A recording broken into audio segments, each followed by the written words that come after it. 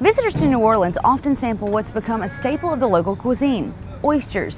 Whether they're char-grilled or raw, they're big business. The Louisiana oyster industry supports 4,000 jobs and contributes more than $317 million a year to the state's economy, according to the Louisiana Seafood Promotion and Marketing Board. Now, a Baton Rouge couple is taking raising oysters to a new level, literally, and finding success. The Jolie Pearl Oyster Bar in downtown Baton Rouge modestly boasts on the wall that this place is pretty shuckin' good.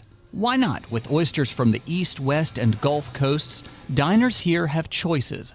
But the one Master Shucker Cash cracks open the most is the oyster bearing the bar's name, the Jolie Pearl Oyster, harvested from Grand Isle, Louisiana. Just by looking at them, you can tell the Jolie Pearl Oyster is different. That's because they are grown on a family farm above all other oysters.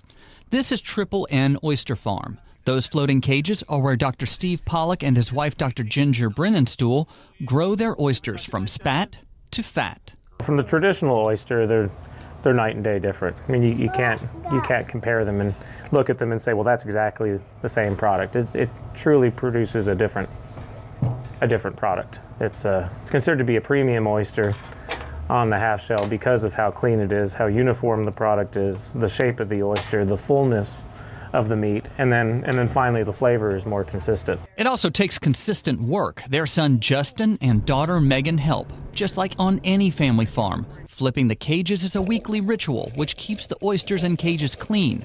Sheep's head come by to eat the small crabs which fall off the cages. That's just part of getting these oysters clean.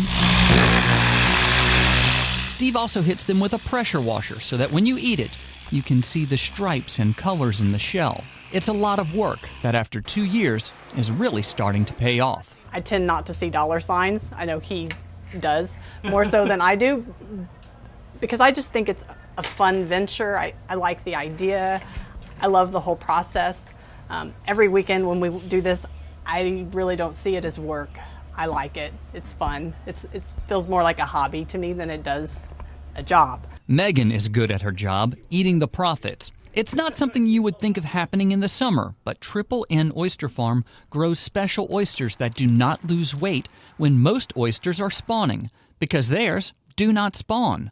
Other oysters are only good in months ending in R because that's when they are plump and tasty. Whereas ours is, I think, best through the summer months. The flavors, the algae that they're eating, I think they taste the best in June, July, and August. Back at Jolie Pearl, one of the owners describes that flavor as a salt bomb. I kind of consider myself an oyster sommelier. First bite, I mean, the cleanliness of them, the flavor profile was great. It's that flavor that has brought these plant biology instructors at Louisiana State University to the attention of restaurateurs in New Orleans and beyond. He has a product that has pushed Jolie Pearl from, separate us from other oyster places in not only Baton Rouge, but I think in Louisiana, period. Steve and Ginger say the demand is great enough for their oysters that they could expand into New Orleans and other markets, but with both of them still holding full-time jobs as professors at LSU, they just don't have the time. And with 2 young children that you saw out there who enjoy going out and flipping the oyster cages, it would be really rough for this to become something other than a part-time job. I thought with you, if you had 2 children, you had plenty of time on your hands. Oh, yeah. I should know that all too well. I was going to say, you could testify to that.